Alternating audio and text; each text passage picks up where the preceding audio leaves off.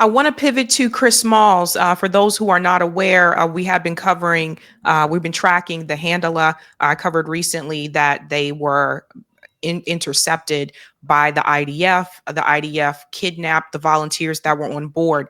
But there is something in particular that happened to Chris Smalls that apparently did not happen to the others. This is the Freedom Flotilla Coalition sending this message. It said when he reached the Israeli prison, U.S. human rights defender Chris Smalls was physically assaulted by 7 uniformed individuals. They choked him and kicked him in the legs, leaving visible signs of violence on his neck and back. When his lawyer met with him, Chris was surrounded by 6 members of Israel's Special Police Unit. This level of force was not used against other abducted activists. We condemn this violence against Chris and demand accountability for the assault and discriminatory treatment he faced. For those who are not aware, Chris Smalls was one of the lead organizers to unionize the first Amazon warehouse, and that was in Staten Island. So that's how many of us got to know about Chris Smalls. He was fighting to unionize that warehouse. Why him, Max? I have my feeling why they treated him this way. But I wasn't there, but wasn't it Cornel West who called Israel the global George Zimmerman? I mean, that's a pretty good, Israel's a global, a lot of things. It's like a global Jeffrey Epstein. It's a global George Zimmerman. Yeah, they're very racist. Black Jews in Israeli society get treated in a very vicious way whenever they come out to protest. Like they brought out the skunk trucks for Ethiopian Jews who had a protest about living conditions, like a quality of life protest, to spray them with like chemical wastewater. They've never done that inside 48 Israel before. So that's, one possible issue to speculate about. Chris Smalls is now on hunger strike, as I understand it. And I think, a lawsuit should be discussed in a U.S. court against Israel for abusing him, because he wasn't heading to Israel to carry out any kind of crime or threaten Israel. He was heading to Gaza, and the Handela ship was attacked and boarded or intervened. Israel intervened in international waters. So this lawsuit could challenge the entire occupation and, at least force a judge to issue a ruling on these flotillas and open up the possibility of more lawsuits if Israel abuses American citizens. I mean, with the pathetic nature of our courts, it might be thrown out, but it might be worth considering. But the flotillas play an important role in highlighting how Israel will not allow anything into Gaza by sea, but they also won't allow anyone out of Gaza by sea. They have banned everyone in Gaza from even going to the beach and have been killing and shooting fishermen who simply get in the water and try to fish with nets or small boats. I mean, the capturing and kidnapping of the Handela passengers proves that Israel is starving Gaza, because all they were seeking to do was bring aid. And just finally, those who don't know what Handela is a cartoon character that was created by a famous Palestinian cartoonist named Naji Ali, who was killed under mysterious or troubling circumstances. And he was a Palestinian refugee, and Handela is the symbol of the Palestinian refugee who's standing facing the sunshine of his former home that he was kicked out of with tattered clothes on from a refugee camp. So that's why they named the boat what they did. And you'll see this symbol prominently in Palestinian refugee camps. You can buy shirts that have Handela on it. And I think it's an important symbol of our time right now, because most people in Gaza, over 80%, are like Handela. They are refugees who are thrown off their land in what is now Israel and have legitimate claims under Resolution 194, passed by the United Nations in 1949, to return. And we need to never lose sight of the right of Palestinians to return. That's right. And two things I want to mention to go with that. Common Dreams pointed this out, and I think this was a really good article. Common Dreams wants to know, why is it that none of the major networks, none of the corporate media networks that interviewed Chris Smalls and congratulated him when he was able to unionize the Staten Island Amazon warehouse, they have said nothing about what just happened to him. Not one of them. Also, to add to that, Interesting. AOC and Bernie Sanders, who stood by Chris Smalls like after he won that unionization with the ACLU. They showed up at the rally kind of late because she missed the rally before they won, but that's a whole other story. But they showed up there to congratulate Chris Smalls and to applaud them for voting to unionize that warehouse. They've said nothing about what is happening here. And the reason why I bring this up is because Chris Smalls is an American citizen. And none of the politicians are saying anything about Chris Smalls being brutally beaten. Again, because I think it was Israel. I think, let's say this happened to Chris Smalls and let's say it was Iran who did it or it was Russia who did it. I think they would vehemently come out against with this and make it a major news story. But I think because it happened in Israel, they don't want to give light to it. You literally there were 7 American citizens that were on the Handela. There were 7 of them. And corporate media didn't touch this story at all. They're just acting like this didn't even happen. But you have an American citizen who is being held against his will by Israel, and they beat him and they choked him. And the corporate media is nowhere to be found. And also these politicians that were congratulating him when he won the unionization have said nothing about it. The only person I saw say something recently, and they're not a politician anymore, is Jamal Bowman. He said, "Free Chris Smalls." Well, there are just so many points of pressure that can be brought to bear on the fraud squad.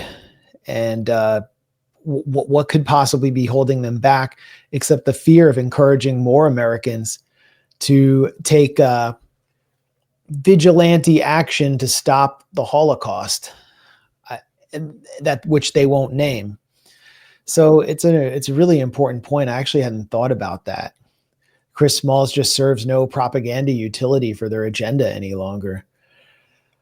It's sad. It's just sad. Yeah, and I mean, you look at the record of Americans receiving so much congressional support anytime they're taken prisoner in Iran. Not only that, but they win hundreds of millions of dollars stolen from Iran through sanctions. I mean, this pro-regime change journalist, Shane Bauer, who was always attacking us at the Gray Zone because we opposed regime change in Syria, he had been held prisoner in Iran because he and his friends had gone for a hike into Iranian territory, which looked very strange. And it turned out that he had received a scholarship from the Pentagon to study in Syria. And so he was held for like 2 years in an Iranian prison and eventually let go. And a U.S. court, as we reported at the Gray Zone, has awarded Shane Bauer $113 million in money stolen from Iran by the U.S. government. I mean, that's like what happens when you get taken prisoner by Iran. You get kidnapped on the high seas by Israel and brutally beaten and held in prison. I mean, you're lucky to just get out. Jeremy Lafredo, our contributor at the Gray Zone, was imprisoned by Israel, and they tried to put him on trial for assisting an enemy during wartime simply for a report he produced on Iranian missile strikes in Israel, as though he was somehow in league with Iran or was trying to provide them with intelligence. And they humiliated him in his prison, in one prison in occupied territory. They took him out of his cell and forced him to take humiliating selfies with them. He heard people being brutalized in adjacent cells. What recourse does he have as an American? Pretty much none. I mean, the State Department had to be forced into even saying anything about Jeremy by journalists at a press briefing. They weren't howling for his release as they were when Americans were held by Iran. So the hypocrisy is just off the charts now.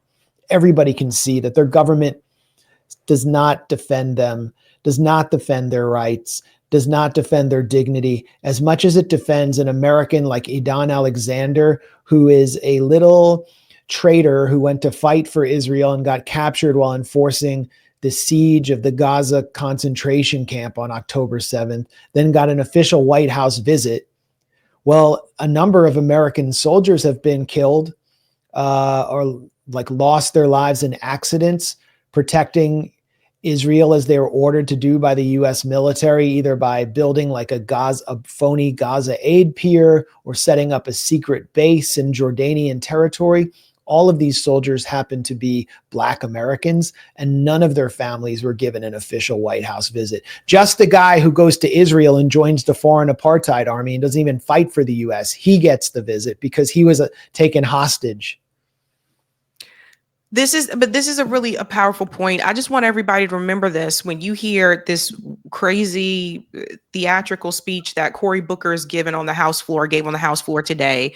When you hear Hakeem Jeffries with his rhetoric that he has, I just want to remind everybody, like, none of these people said anything. Someone just said that Rashida Tlaib and Summer Lee tweeted about it, but the leaders of the Democratic Party, they're silent about what has happened to Americans there in Israel. And you mentioned the Ethiopians. I think this is something that's important that people may not know about or they may forget. A couple of years ago, The Guardian ran a story that Israel was sterilizing Ethiopian women against their will. And apparently they didn't know that what they were being given was to sterilize them. And I say that because I remember not too long after October 7th, there were a number of pro-Israel people on social media saying, see, they keep saying that we are racist or whatever, but look, we have Ethiopians here that are part of the IDF too, but they don't tell you how they treat them either. Like they don't tell you, like, and we showed the videos on here from Mint Press News, how they didn't want more of them coming in either. And so it's like, they're not on equal footing either. These Ethiopian Jews have practiced Judaism in a more authentic form than Ashkenazi Jews in Israel, and they've been treated almost like they're not Jews. And they're brought to Israel just to win the demographic trench war with Palestinians. And there have been several waves of immigration from Ethiopia to Israel. In a more recent wave, I think it was it was 2004. Transit camps were set up in Israel, I think in Israel, by an American organization called the Jewish Joint Distribution Committee, which is one of the most liberal and very feminist Jewish American organizations in New York. And in those camps, women were given, without their consent, injections of Depo-Provera, which makes you unable to have children for several years, I believe. And this was, I mean, read between the lines. I mean, it's pretty obvious what they were trying to do. They didn't want them to make too many Black babies. I mean, and this is in Israel, they're like desperate for Jewish babies. They want you to make as many Jews as possible because, I mean, they're an apartheid state. They don't want to be overwhelmed by Palestinians. Like when I would go to customs or when I would arrive at Ben Gurion International Airport, they would ask me what I was doing there. And I was there to do journalism, but I'd always say, I'm here to see my girlfriend. And they'd say, oh, are you thinking of having children? And I'd say, yeah, we're thinking of having many children. And then they wave me right in. But I'm Ashkenazi. I mean, I'm, the cream of the crop. So yeah, they've been treated in a racist way, but they participate at the bottom of the Zionist totem pole in a very violent program, and they do so willingly. And we've seen Ethiopian Jews in Israel commit hideous crimes in Gaza.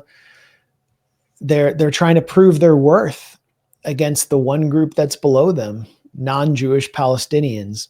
In many instances I've seen in the West Bank, like the Ethiopian commanders of Israeli units can be some of the most vicious, and Palestinians fear them the most because they're out to prove something to their Mizrahi and Ashkenazi comrades and superiors. Yeah, that's the part I think that's really interesting for people to understand. Max, really quick, I also wanted to touch on Syria. In December, when Assad was overthrown, there were many of us that tried to warn people that that regime change is not the answer, even with the case of Assad, even with the case of Syria. And this is where there was even a split on the pro-Palestinian side, where some that supported pro-Palestinian rights were in favor of the overthrow of Assad. And I think people like you and I, we tried to warn people that, removing the leader and regime change is not going to lead to success for people in Syria. And we have seen, obviously since then, like, this is a benefit for Israel. Now they are very clear and saying to people that, like, yeah, this is what's happening to people in Syria now. Like, it's so obvious. And now some of those people, I've noticed, they are regretting supporting that decision. What does the future of Syria look like now? Yeah, there's a lot of buyer's remorse. There is no more Syria. And I think you summed it up pretty well. But there is no more Syrian state. There is a rebranded Al-Qaeda, which is at least most overtly controlled by Turkey and Qatar, in de facto control of the four major population centers of Syria, being squeezed from the northeast by the U.S. occupation, which encompasses Kurdish regions, and from the southwest by the Israeli occupation, which is trying to subsume the Druze population, which has been faced slaughter from the rebranded Al-Qaeda government, just as the Alawites on the coast were slaughtered, and they've been left completely to their own because they were seen as the power base of the Assad government. And so the state is on the way towards being balkanized.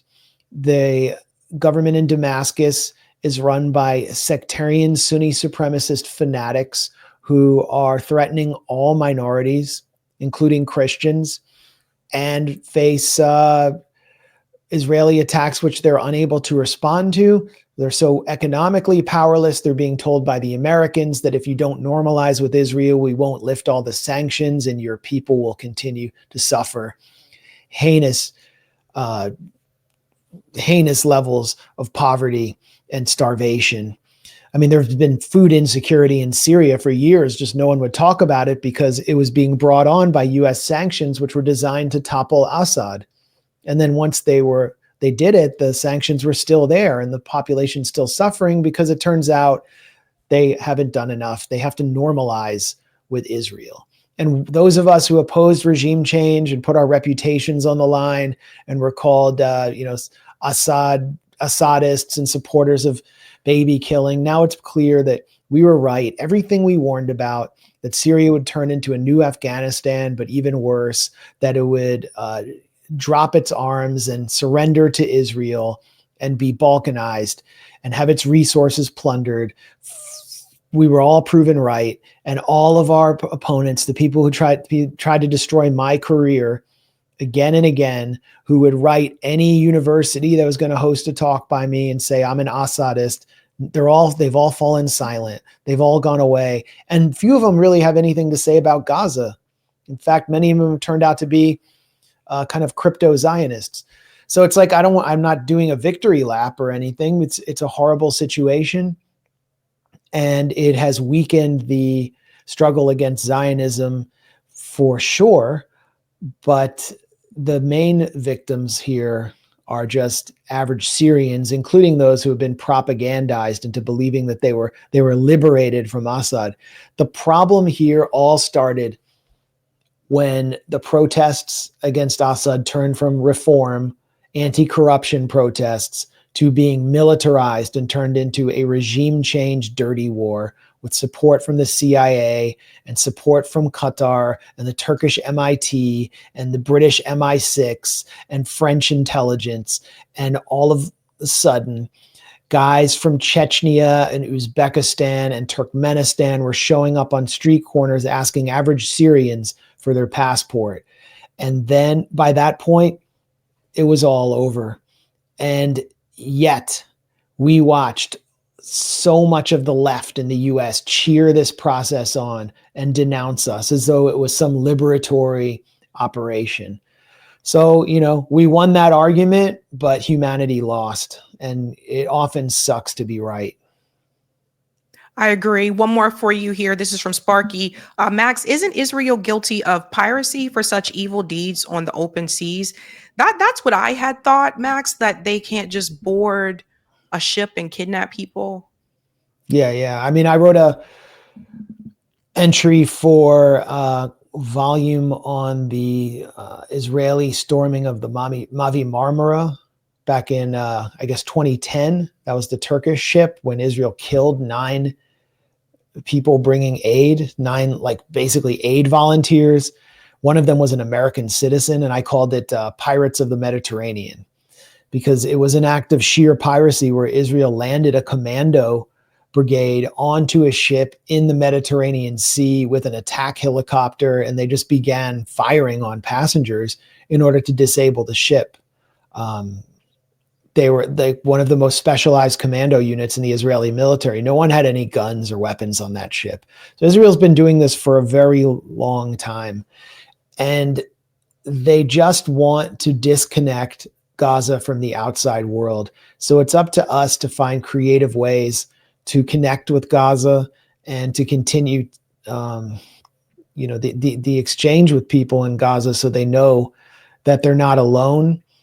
And we also need to amplify calls for military intervention against Israel. This is the only time in my life when I've seen that there was a clear case for military intervention under the R2P doctrine that we have been told that our government believed in, the responsibility to protect. And the only group doing this in the world isn't even a government, because they're not allowed to rule. Ansar Allah in Yemen, the Houthis, what they are doing with their generally bloodless Red Sea blockade and their ballistic missile launches towards Israel, which are usually intercepted, is as the de facto rulers of one of the poorest countries in the world, is simply trying to stop the genocide. And they have said, we will stop all of our attacks, the whole blockade, if you just stop the killing in Gaza. And they're the only group in the Arab world that is doing that, which is such a sad commentary on the rest of the Arab world. But this is a textbook case where military intervention is legitimate and moral and needed. Hey guys, this was a Sabby clip. If you like what you saw, hit that like button and subscribe.